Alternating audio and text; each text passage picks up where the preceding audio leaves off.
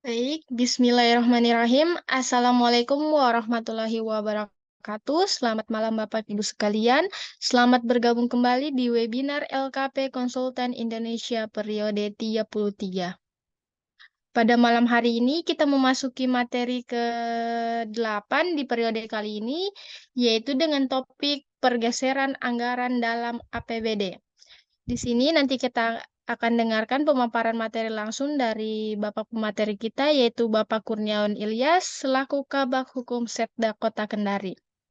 Baik Bapak Ibu sekalian, untuk mempersingkat waktu, langsung saja kita mendengarkan pemaparan materi dari Bapak Kurniawan Ilyas. Dipersilahkan Pak.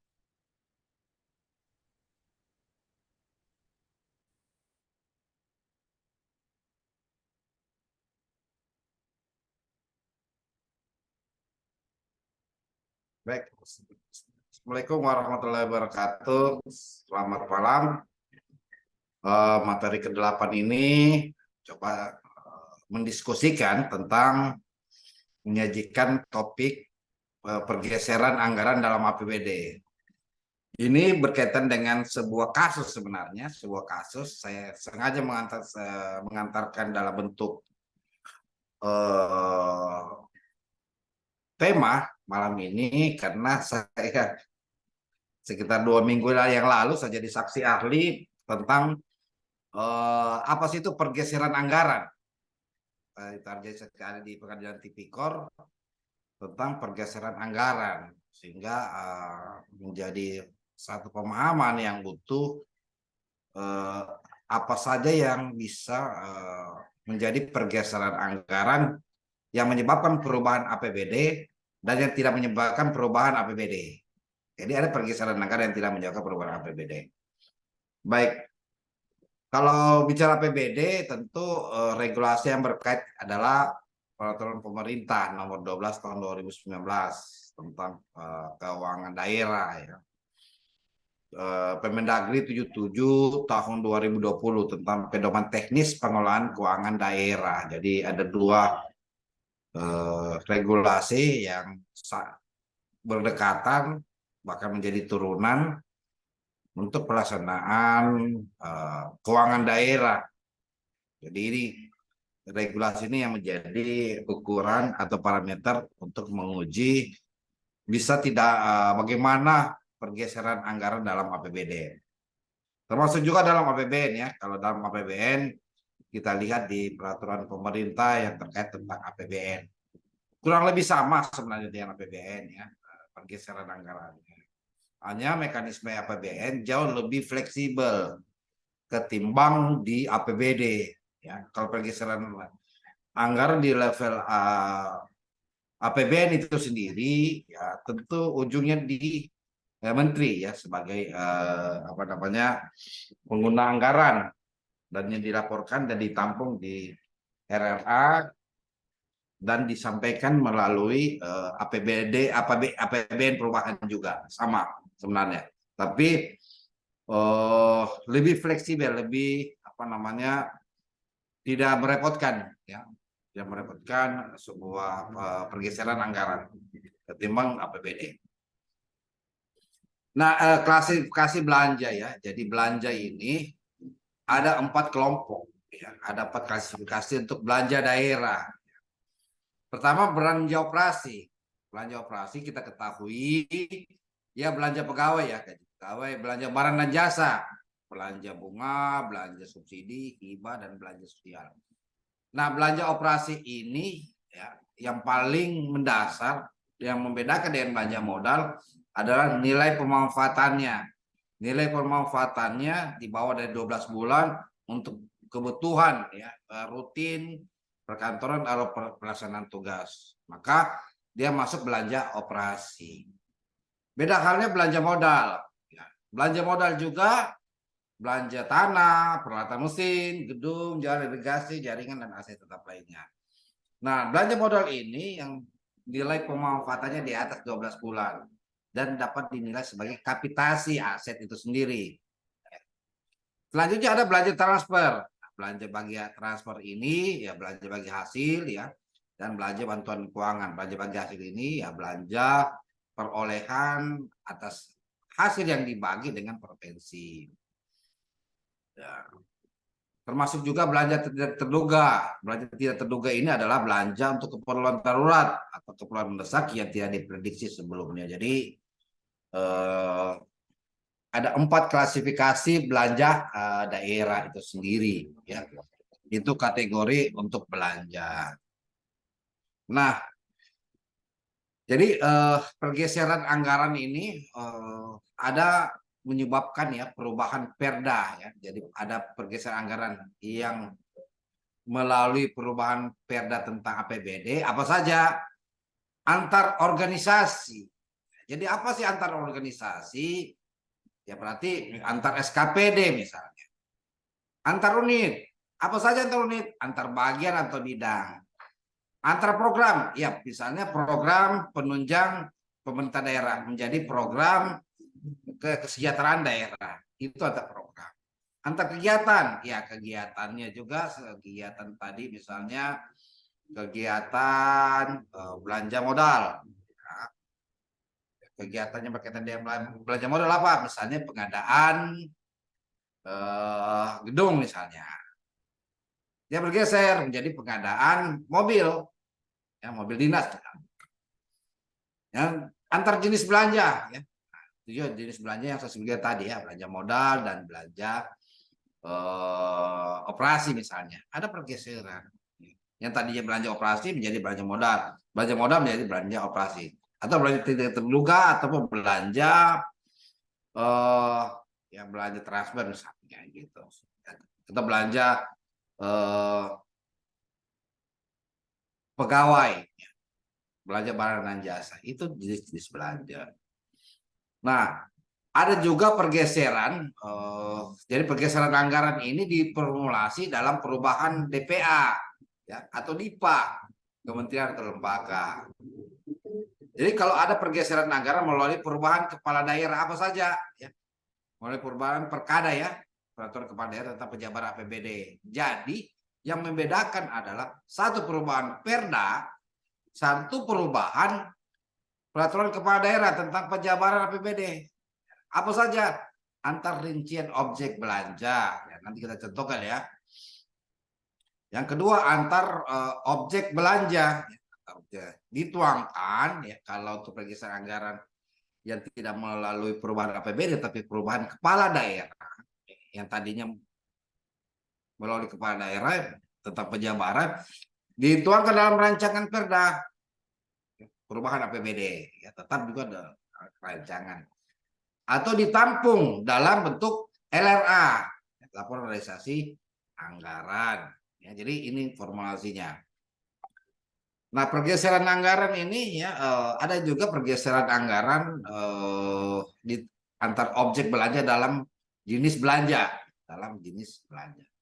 antar rincian objek belanja dalam objek belanja. Ditetapkan oleh siapa? Oleh kepala daerah sendiri ya pergeseran. Nah, perubahan perkada ini, ya, peraturan kepala daerah tentang penjabaran ini, ya, perubahan ini, ya. Ini antar objek dan rincian, maka ditampung dalam apabila ditampung dalam laporan realisasi anggaran dalam hal apa? Ya, tidak melakukan perubahan APBD. Gitu. Ini tidak melakukan perubahan APBD ini. Ya, objek ya antar rincian objek belanja dan antar objek belanja. Rinciannya dari objek belanja dan antar objek belanja. Maka dia ada perubahan perkada saja, perubahan kepala daerah. Ya. Atau pergeseran dilakukan setelah ditetapkan perda gitu. Jadi setelah ditetapkan perda baru ada pergeseran. Nah, ini yang tidak menyebabkan ya, yang tidak menyebabkan yang tidak pergeseran anggaran yang tidak menyebabkan perubahan APBD. Objeknya apa? Pergeseran antar jenis dalam jenis yang sama. Siapa pejabat yang menyetujui ya? Sekretaris daerah ya. Pergeseran antar rincian objek dalam objek yang sama. Saya menyetujui. Ya, antar rincian objek ya dalam objek yang sama. PPKD saja. Ada juga pergeseran antar subrincian objek dalam rincian yang sama atau perubahan atas atau pergeseran antar uraian sub rincian atau pengguna anggaran. Nanti ya kita kasih contoh kenapa Sekda, PPKD dan pengguna anggaran ya diberi kewenangan oleh Permendagri nomor 77 tahun 2020. Kalau pergeseran objek dalam jenis yang sama karena memang ketua TAPD ini adalah sekretaris daerah. Sehingga ketika perubahan itu ya, pejabat pemegang pengelolaan keuangan daerah ini adalah sekretaris daerah. Sama juga rincian PPKD ya. Sebagai pejabat PPKD ya, pejabat penatasan keuangan daerah atau pejabat pengelola keuangan daerah PPKD. Jadi memastikan bahwa ketersediaan pos anggaran ya, memastikan ketersediaan anggarannya sendiri ya, sehingga PPKD. Kalau pergeseran antara sub cukup saja ya atas persetujuan pengguna anggaran ya. Kepala SKPD mengapa? Karena sub rincian objeknya apa. Saya tahu bisa jadi SKPD punya prioritas atau kebutuhan atas uraian dan sub rincian objek. Nah, tindakannya apa ya? Tindakannya ya kalau ini ya dilakukan sebelum perubahan APBD ya, dilakukan perubahan APBD dapat dilakukan tanpa melakukan perubahan perkada ya. Jadi ini ya. Tanpa melakukan perubahan perkada penjabaran APBD terlebih dahulu. Ataupun juga dilakukan setelah perubahan APBD ditampung ya, ditampung dalam bentuk laporan realisasi. Kondisional, pergeseran anggaran yang menyebabkan perubahan APBD dapat dilakukan sebelum perubahan APBD melalui ketetapan kepala daerah dengan memberitahukan kepada pimpinan daerah, pimpinan DPR.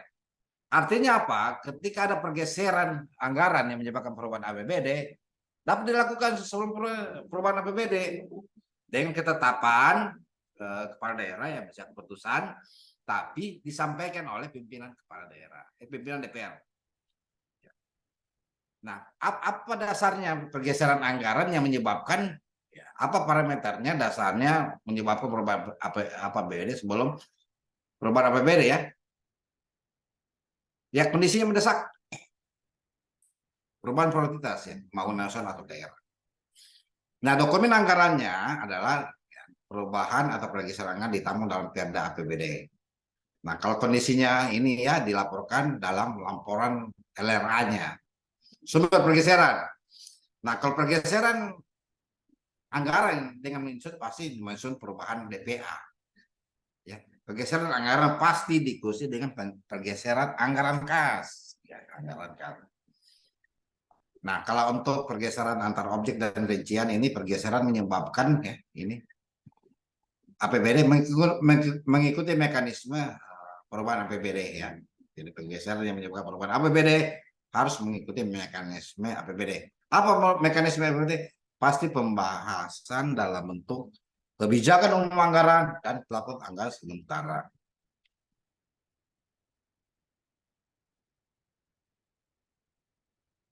Nah, ini prasyarat ya, prasyarat perubahan APBD.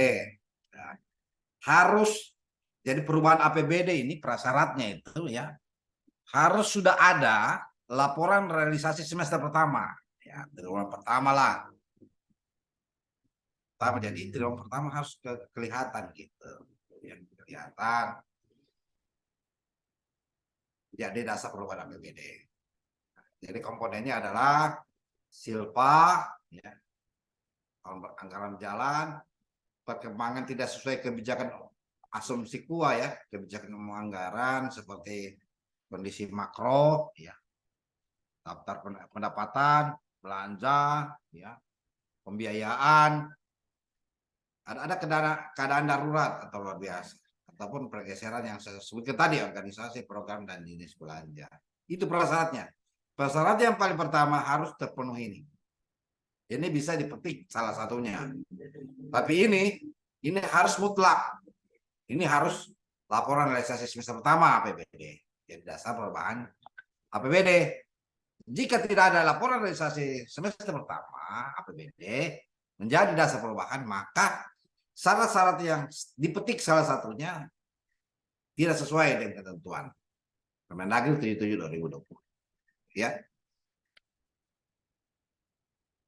Nah nih, ini kita lihat DPA ya, perubahan DPA lah. Jadi program ini kita lihat ya. Ini program informasi. Ini bisa perubahan APBD ya. Perubahan APBD. Pergeseran, ya kalau mau digeser dari misalnya program ya kode rekeningnya 2.16.02 program informasi dan komunikasi publik. Ya inilah kegiatan-kegiatannya ya.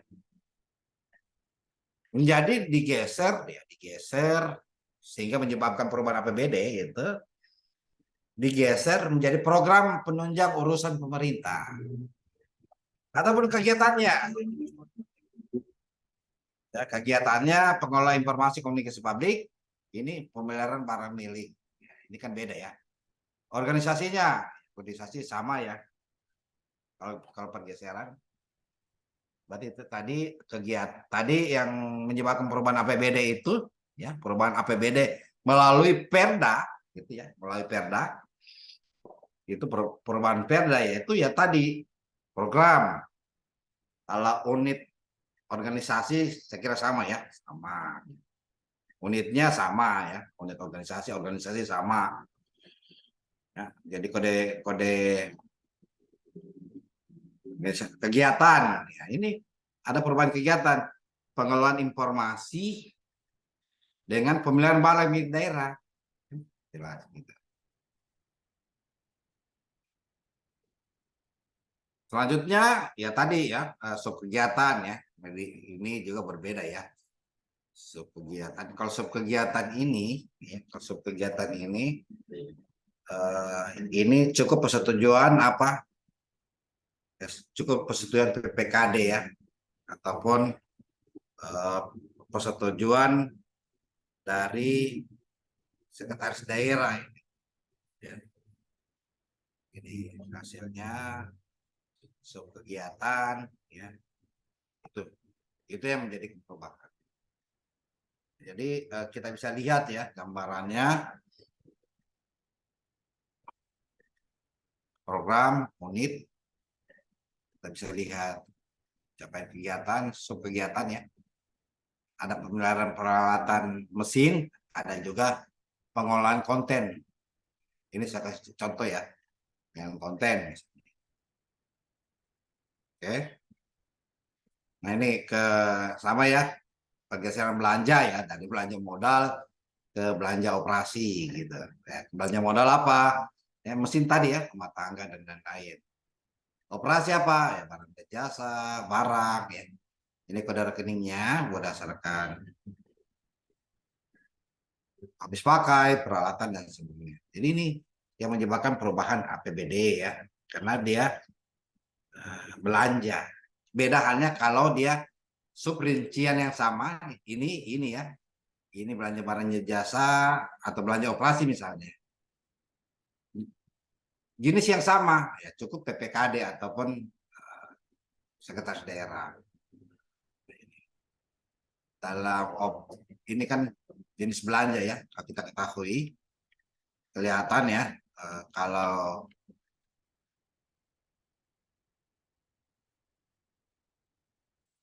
ini ya pergeseran uraian sub ya, sub rincian objek dalam objek yang sama, sub rincian objek yang sama. Kalau pergeseran objek dalam jenis yang sama, sekretaris daerah, rincian objek dalam objek yang sama, PPKD dan seterusnya. Ini ada hal yang bisa melakukan perubahan APBD, ada tidak ya? Cukup dengan perubahan penjabaran perkada saja dulu. Ya. Itu jadi itu ketentuannya ya. Kalau kita lihat di Permendagri kelihatannya ini perubahan APBD ya, pasti penyusunan KUA pasti itu. penyusunan kuah, setara penyusunan kuah itulah yang menjadi dasar perubahan RKA SKPD ya. SKPD. Saya kasih contoh mana ya?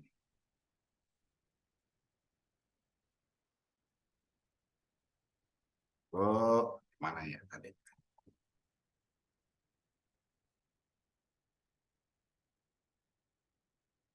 Ya, ini ya.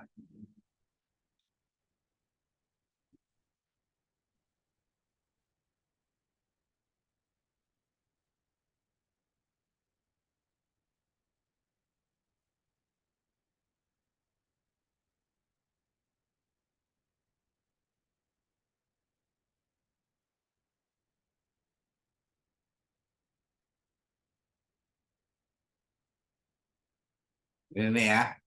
Kalau bisa rekapitulasi,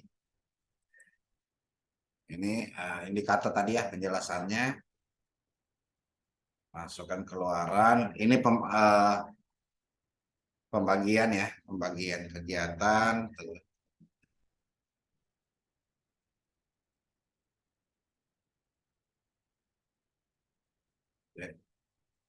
Kan ini.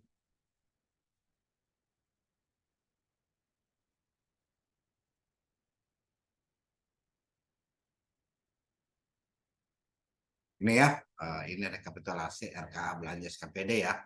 Jadi mulai dari urusannya, bidang urusannya ya, kalau kita lihat di ini,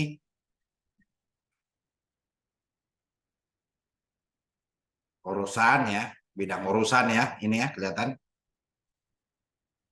ya, urusan, urusan pemerintahan misalnya. Ya kalau Kominfo ya, ini termasuk urusan pemerintah wajib yang tidak berkaitan dengan penanganan dasar ini. Apa saja bidang urusannya? Urusan bidang komunikasi dan informatika. Urusan, bidang urusan ya. Kita lihat ya. Urusan, bidang urusan. Lalu di program, lalu di kegiatan, ya, lalu di sub kegiatan, ya. Mana sub kegiatannya? Ini sub kegiatannya pengadaan mebel misalnya, sub kegiatan. Kegiatan misalnya, dan seterusnya. Jelasannya ya.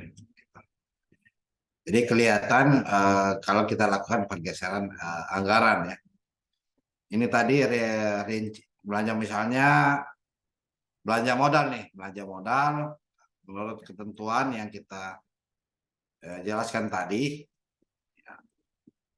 Kalau ada pergeseran objek jenis ya, ya misalnya belanja modal ini objek ya, objek belanja modal kita mau geser peralatan mesin, kita geser bukan belanja modal antar rumah tangga, atau bisa belanja ini kan mebel ini seperinciannya ya, mebel detail ya, ini seperincian, ini seperincian sub kegiatan misalnya itu kelihatannya kegiatan seperincian dari rincian objek ya. Itu jadi itu yang digeser itu berdasarkan kewenangan. Jadi akan kelihatan di sini atau di sini ya. Yang mana mau digeser sebelum dan sesudah. Betul belanja modal peralatan mesin. Turun lagi 5.20205 belanja. Ini kan mesin ya, mesin ada alat kantor dan rumah tangga misalnya. Rumah tangga mebel. Ini sub yang disebut dengan uraian subrincian objek. Ya, subrincian objek. Ya. Uraian ini uraian subrincian objek. Cukup misalnya kalau mebel misalnya, bisa jadi kita ganti meja rapat. Bisa jadi cukup penganggaran saja. Cukup penganggaran. Demikian saya serahkan kepada moderator. Baik Bapak Ibu sekalian, itulah tadi pembahasan ilmu yang luar biasa dari narasumber kita. Selanjutnya kita beralih ke sesi tanya jawab atau diskusi. Bagi Bapak Ibu yang ingin mengajukan pertanyaan, mungkin bisa langsung mengaktifkan mikrofonnya.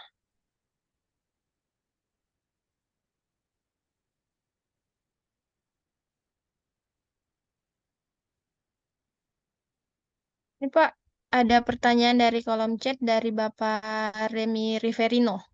Ada 3 pertanyaan. Pertanyaan yang pertama yaitu, kegiatan rehab apakah termasuk belanja pemeliharaan perawatan atau termasuk belanja modal gedung? Mungkin bisa dijawab dulu, Pak. Ya, kalau banyak pemeliharaan itu kan kita ketahui ya, ketahui ada kewajiban untuk menguji keandalan ya, untuk menguji keandalan terhadap untuk memelihara, menguji, memastikan keandalan terhadap bangunan gedung ya, terhadap bangunan gedung yang kita ingin menjadi dasar untuk belanja gitu. Jadi dari rehab ini atau pemeliharaan ini itu yang kedua nilai kapitalisasinya. Jadi ada dua yang nilai kapitalisasinya. Nilai kapitalisasi itu kalau untuk gedung itu ya di atas, yang sepengetahuan saya di atas 10 juta ya. Nilai kapitalisasi ya. Nilai kapitalisasi mesin itu kita lihat apakah kapitalisasi dinilai sebagai aset atau sebagai di atas 1 juta ya sebenarnya. Sebenarnya kalau kita lihat di BMD ya, kapitalisasi BMN ya, itu di atas 1 juta. Nah, itu yang pertama. Yang kedua, apakah termasuk belanja modal ya? Kalau perawatan dan gedung ini ya, perawatan rehab dan gedung ini dia tidak termasuk belanja modal, Pak. Ya, dia tidak termasuk belanja modal karena rehab dan perawatan itu dinilai ya, sudah menambah dari nilai aset sejak awal atau sudah menambah nilai aset yang sudah dihitung sebagai kalau rehab ya, di rehab itu sendiri. Jadi dia termasuk belanja ya, belanja operasi itu Pak. Jadi bukan belanja modal gitu. Demikian. Jadi ketika menyusun di sebuah perencanaan ya, perencanaan, maka kalau untuk belanja pemeliharaan ya, belanja pemeliharaan maka dia melekatlah ya, ketentuan dia belanja operasi Pak. Ya, termasuk belanja barang dan jasa itu sendiri. Demikian.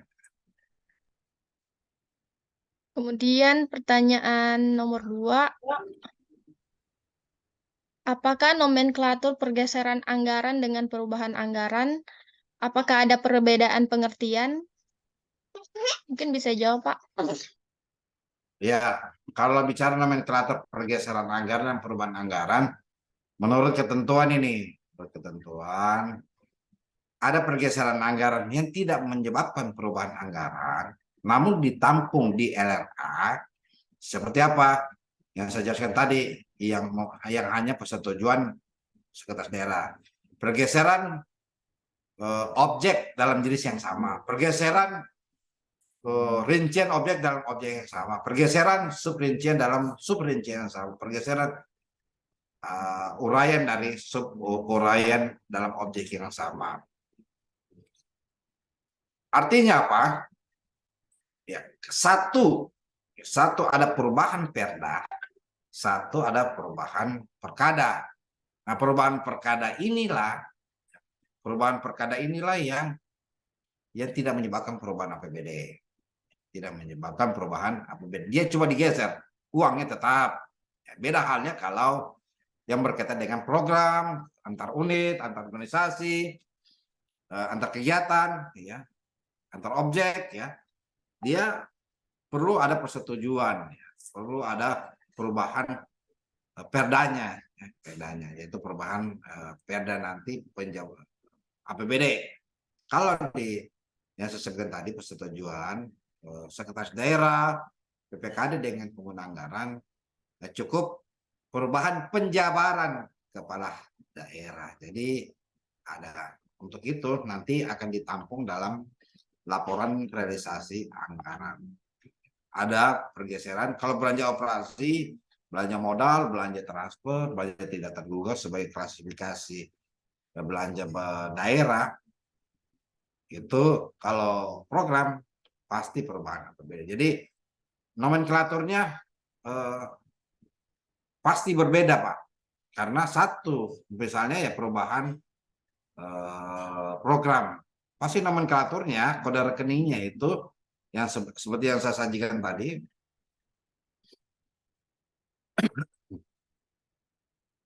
ini ya.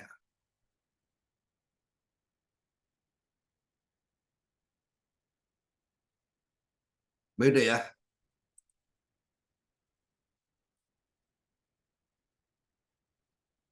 Satu untuk sama-sama yang berkaitan dengan pelatihan dasar, informatika, urusan, tapi programnya satu untuk ini ya kode kalau urusannya urusan pemerintah bidang komunikasi informasi.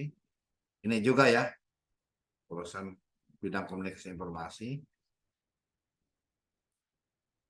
Programnya informasi dan komunikasi publik satu penunjang urusan pasti berbeda nomenklaturnya. Jadi dari data yang saya sampaikan bahwa ada perbedaan nomenklatur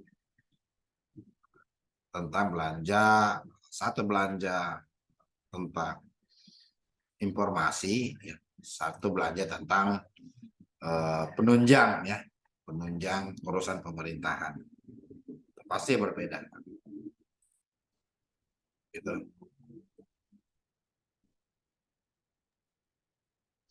Baik, kemudian ini masih dari Bapak Remi Rehwana. Pertanyaan ketiga, yaitu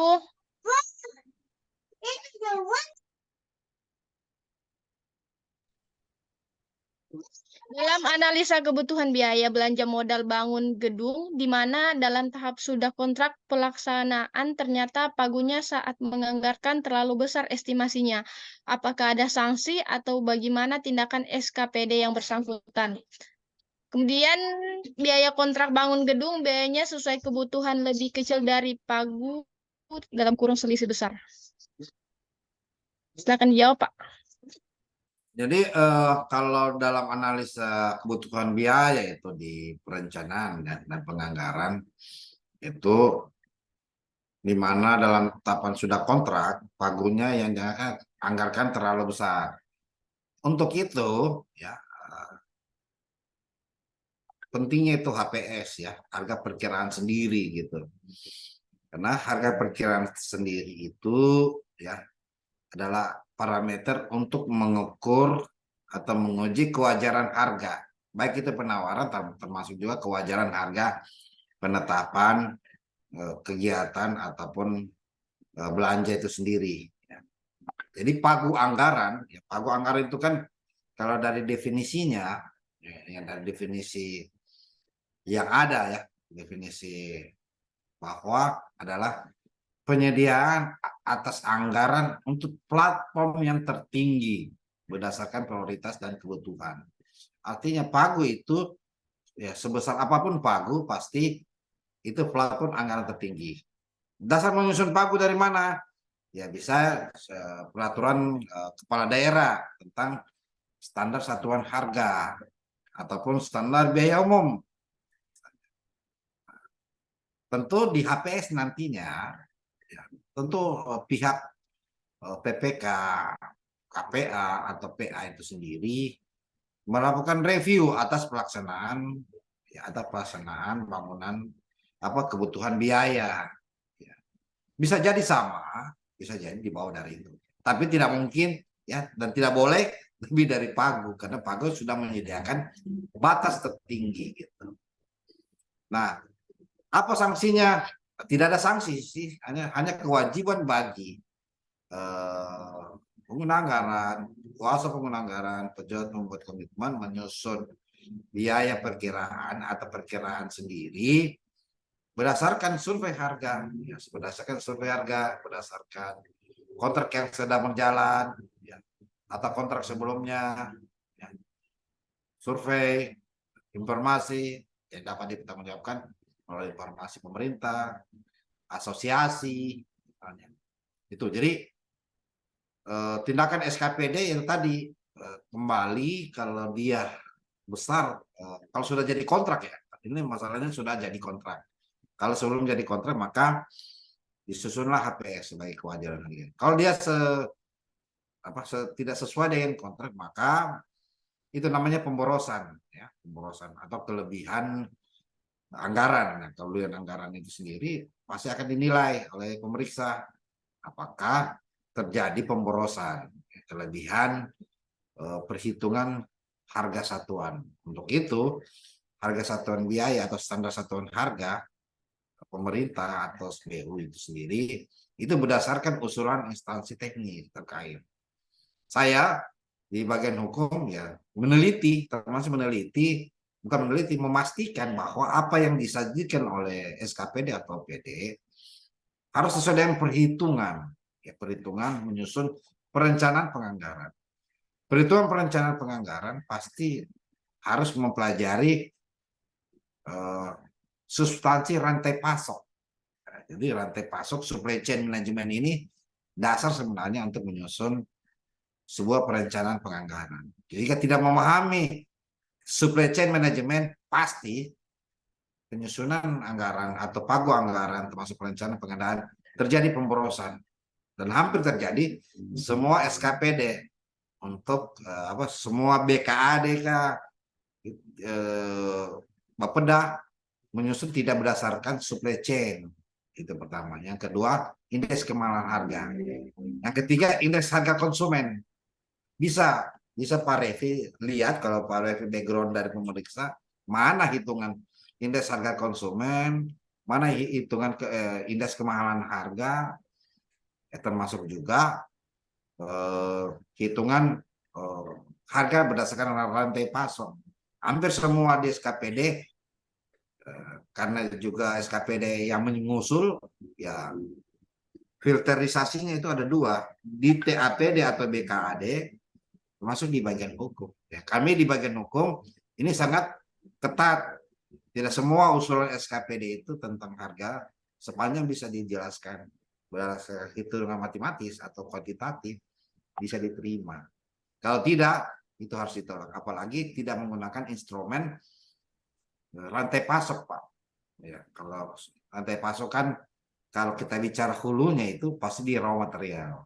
Habis itu supplier, habis itu pabrikan, habis itu agen, distributor, agen, dosiper, reseller, dan toko. Itu rantai pasok. Dan itu setiap masing-masing rantai pasok, ya, pelaku rantai pasok berbeda nilai harganya. Belum lagi indeks harga konsumen, belum lagi indeks kemahalan harga.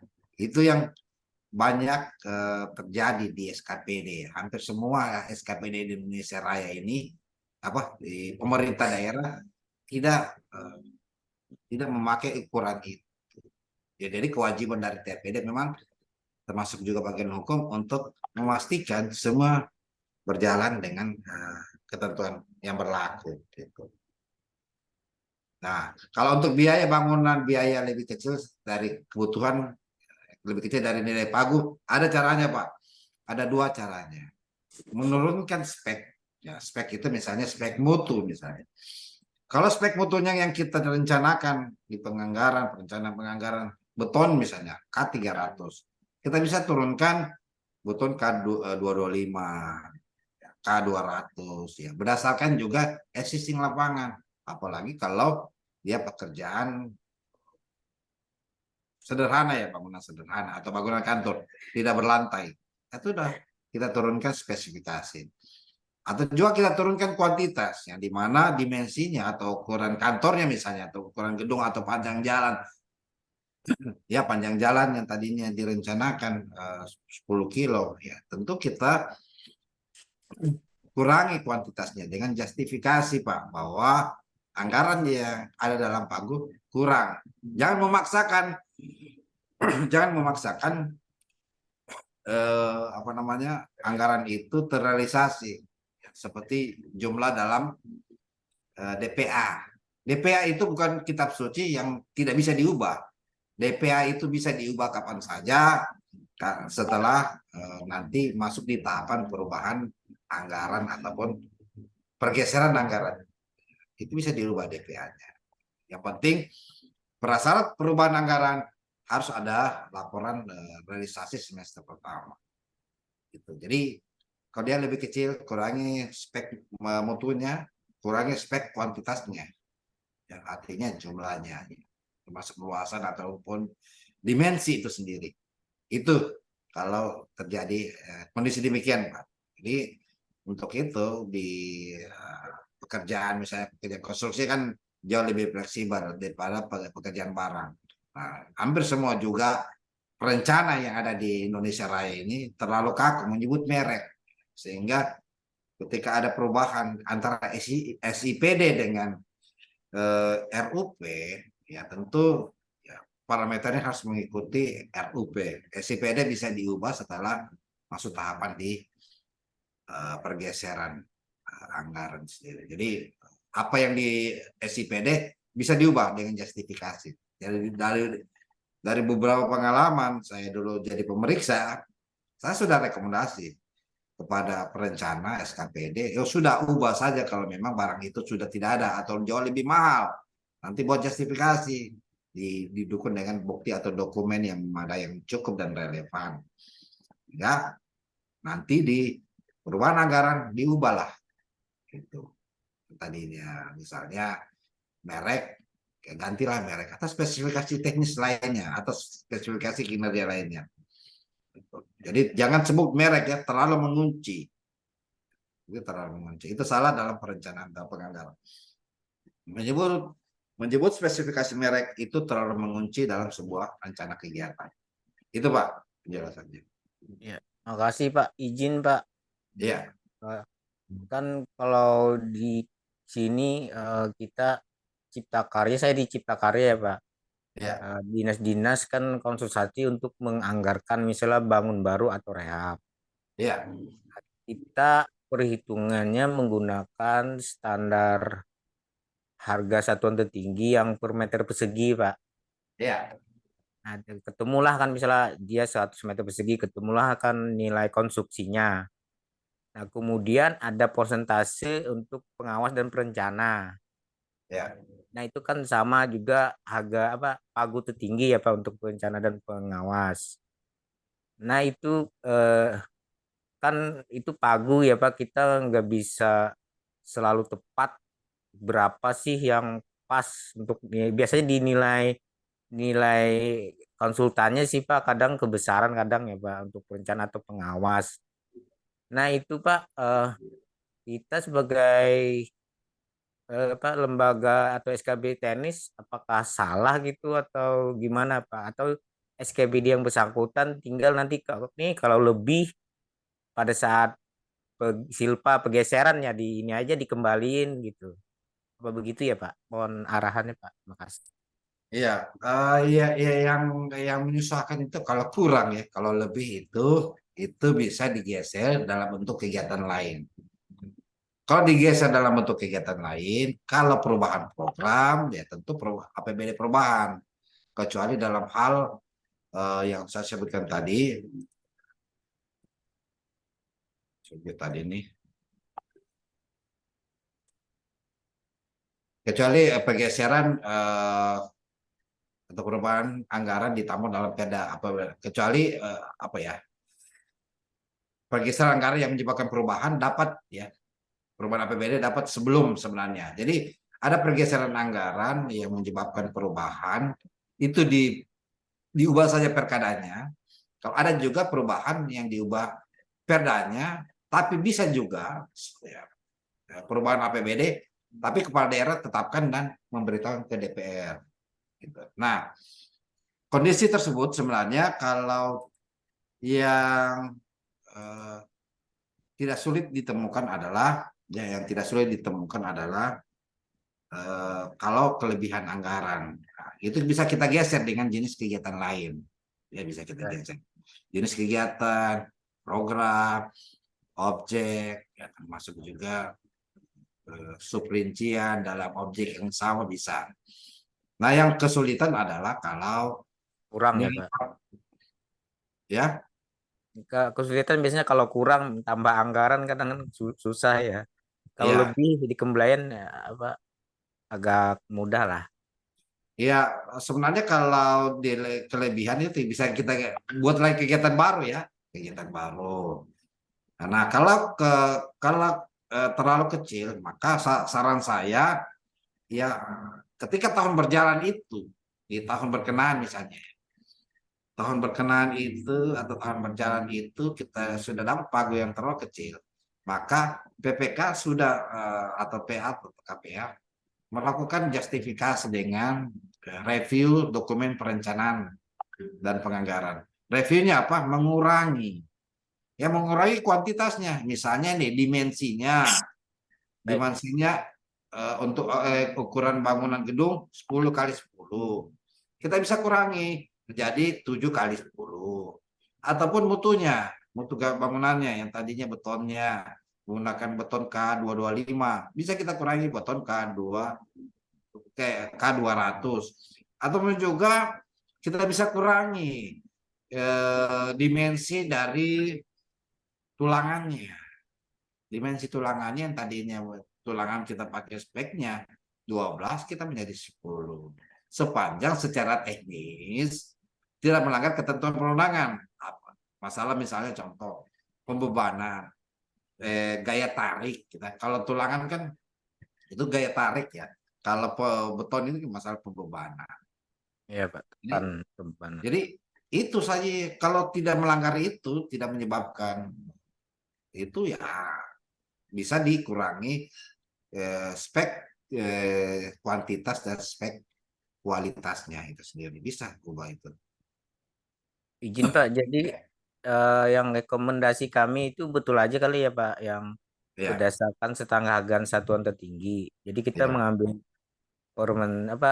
persentase yang PP 16 2021 kan ada tuh ranknya, rank presentasi pengawas dan perencana ya Pak.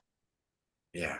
Meskipun Sebenarnya dalam prakteknya ada kadang ada kelebihan apa yang kami rekomendasikan gitu.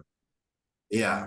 Sebenarnya kalau bicara gedung ya, kita Ya bicara Pak. PP 16 tahun 2001 tentang gedung negara itu memang ada persentase untuk jasa konsultan perencana atau perancangan pengawas ya atau MK itu sendiri Ya, berdasarkan jumlah atau nilai paket, berdasarkan nilai paket fisiknya atau pekerjaan konstruksi. Namun itu kan dasar untuk perencanaan dan penganggaran, Pak. Tapi ya begitu sudah penganggaran. menjadi HPS, tentu berbeda lagi nilainya. Bisa jadi lebih turun ya, turun dari itu. Kenapa? Karena kebutuhan untuk menyusun misalnya pengawal perencanaan atau perancangan bangunan gedung, konsultan perencana atau konsultan perancangan bangunan termasuk pengawas atau MK, pasti berdasarkan apa? Berdasarkan KAK. Kalau KAK-nya nih ya, kalau KAK-nya disusun pada saat perencanaan penganggaran sudah secara valid, ya, presisi, ya, mungkin sama saja apa di pagu anggaran menjadi juga HPS. Tapi kalau disusun KAK-nya dalam hal menyusun di perencanaan penganggaran berbeda dengan perencanaan pengadaan, maka pasti harus dilihat ruang lingkupnya. Item apa yang dia kerja. Ini misalnya nih, konsultan perencana atau perancangan. Misalnya itu pembangunan gedung. Kalau di KAK-nya menyusun perencanaan dan penganggaran tidak memasukkan misalnya nih uji tanah, ya, uji kepadatan tanah, ya, uji soil test misalnya, ya, uji tanah. Itu ketika di perencanaan pengadaan ruang lingkupnya ada pengujian tanah, di mana pengujian tanah pasti ada biayanya kan, per titik Ya, misalnya. Nah, tentu di situ dilakukan evaluasi apakah harus ada pengujian tanah atau tidak. Kalau memang kondisi existing tanahnya harus dilakukan pengujian sehingga kita bisa tahu kedalaman. Misalnya galian fondasi ya meskipun standarnya 80 cm, kedalaman unstappingnya atau pasangan batu kosong atau juga urugan ya. Tentu kita harus menyesuaikan dengan kalau untuk perencana ya biaya perencana ya tentu kita harus menambah biaya perencana atau biaya perencananya sebesar untuk ada pengujian tanah atau pengukuran tanah misalnya dengan mengurangi kegiatan lain gitu. Karena pengujian tanah ya ada penting karena existing lapangan ya misalnya nih di kondisinya lempung atau kondisinya tanah lembek ya tentu kan kita harus memastikan beban tanah menerima beban itu dengan kondisi konus atau tanah kerasnya itu seperti apa gitu sehingga pasti ada pengujian tanah meskipun di perencanaan penganggaran tidak ada pengujian tanah dan pada saat menyusun perencanaan pengadaan harus ada pengujian tanahnya untuk itu di KAK-nya atau di ruang lingkup KAK-nya harus dijelas apabila ada perbedaan antara KAK perencanaan penganggaran dengan KAK perencanaan pengadaan. Demikian Pak. Baik Pak, izin satu lagi Pak. Kalau Iya. siklusnya tuh Pak, yang perubahan ini kapan Pak? Bulannya gitu dalam 1 tahun. Ya Bulan apa? kalau siklus perubahannya itu kan dimulai di bulan Juli ya, di bulan Juli, Juli ya. Agustus atau sampai September itu untuk perubahan anggaran. Jadi itu siklusnya ya di bulan Juli itu sudah bisa ditetapkan diminta oleh SKPD untuk mengusulkan RKA perubahan, tapi harus berangkat dari perubahan. Ya perubahan apa? Perubahan LKPD lagi. Perubahan LKPD baru berubah kebijakan umum anggaran dan plafon anggaran sementara dan berubah juga terhadap RKA-nya. Karena RKA baru bisa disusun RKA perubahan apabila kebijakan umum anggaran dan plafon anggaran sementara itu sudah disetujui oleh DPR dan kepala daerah mengeluarkan surat edaran tentang harga satuan standar satuan harga itu sendiri. Demikian. Baik Pak, makasih banyak Pak penjelasan. Terima kasih. Selanjutnya mungkin Bapak Ahmad Deni Faisal dipersilahkan Pak. Mohon izin, terima kasih moderator dan terima kasih kepada Bapak Kurnia. Saya izin bertanya Pak, saya dari Jember Pak. Ya. Di Kementerian Agraria. Ini kan agak sih pertanyaannya kurang pas. Tadi malam hasilnya yang pas itu. Jadi gini Pak, Oh ya nggak apa-apa, nggak apa-apa. di Jember itu kan ada perencanaan pembangunan gedung ini Pak. Cuman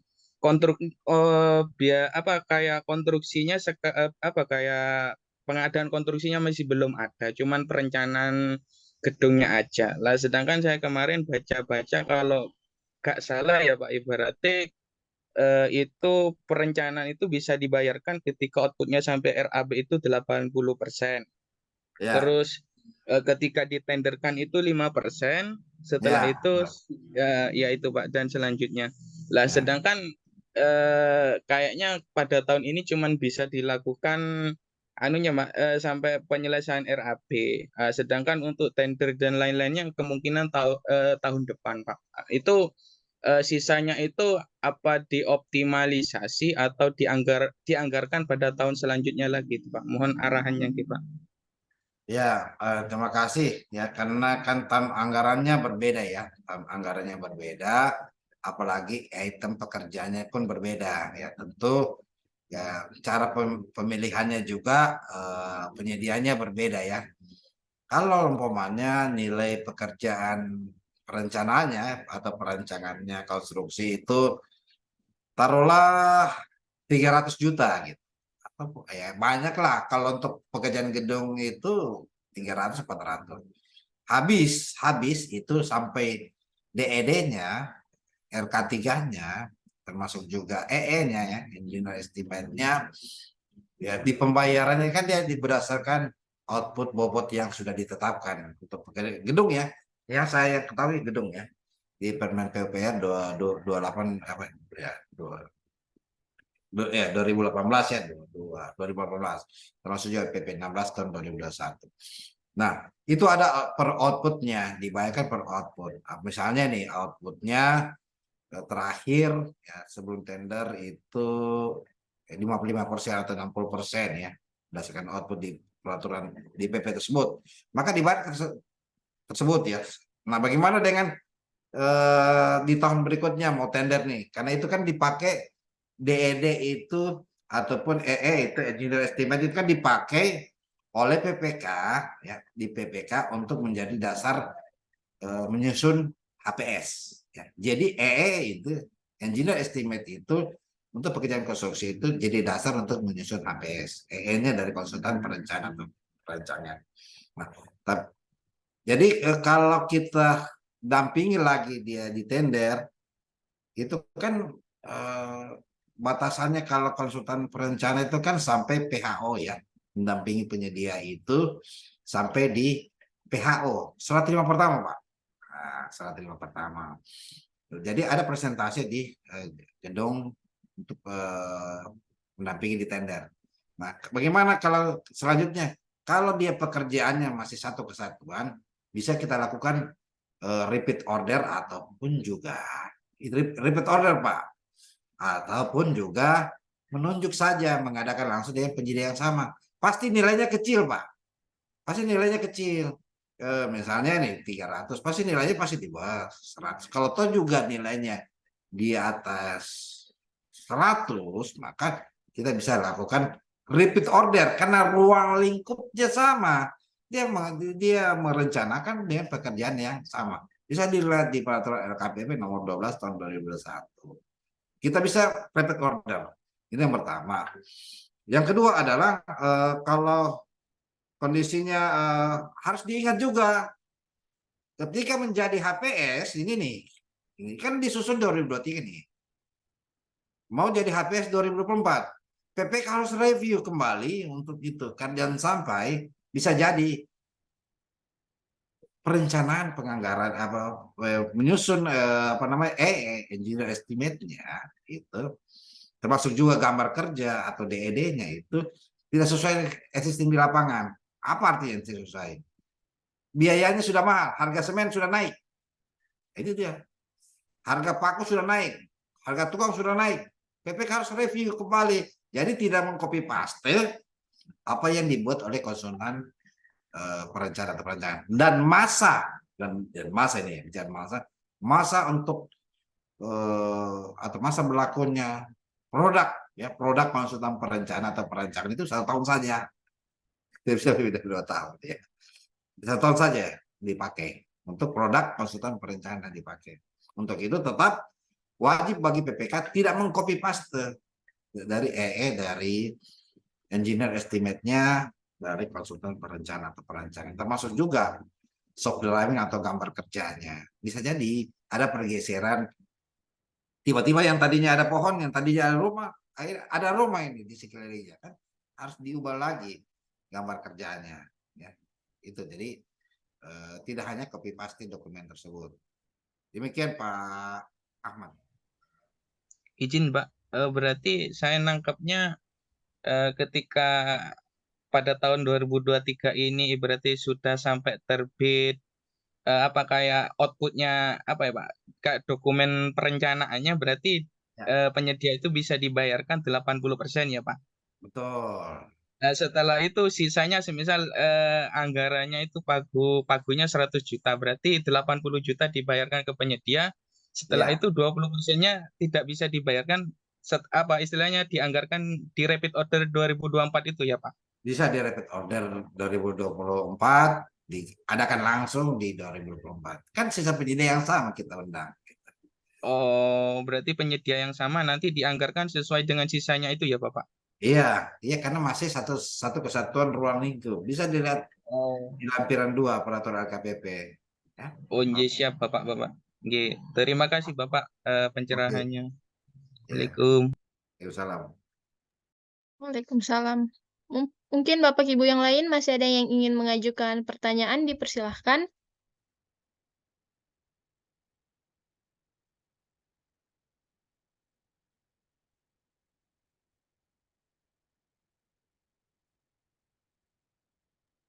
Mungkin cukup ya, Pak. Ya, bisa aja. Mungkin ada close statement, Pak, untuk materi hari ini. Ya, pergeseran anggaran itu ada dua jenis ya. Pergeseran anggaran yang menyebabkan perubahan APBD. Ada pergeseran anggaran yang tidak merupakan perubahan APBD, tapi perubahan penjabaran kepala daerah tentang APBD itu sendiri. Ya, jadi semua mekanisme perubahan anggaran itu harus melalui ya, penyusunan kalau perubahan anggaran ya, mekanisme perubahan RKPD, kebijakan umum anggaran, termasuk juga perubahan RKA yang dari DPA sebelumnya. Demikian yang saya sajikan, saya serahkan kepada moderator. Baik, Bapak Ibu sekalian, demikianlah rangkaian webinar pada malam hari ini. Saya ucapkan terima kasih kepada narasumber atas kesediaan waktunya. Saya juga ucapkan terima kasih kepada Bapak Ibu yang sudah hadir. Semoga ilmu yang didapatkan bisa bermanfaat untuk Bapak Ibu sekalian. Pada akhir kata, saya selaku moderator pamit undur diri. Mohon maaf apabila masih banyak kesalahan dan kekurangan di webinar pada malam hari ini. Wassalamualaikum warahmatullahi wabarakatuh. Waalaikumsalam. Terima kasih Pak Kurniawan.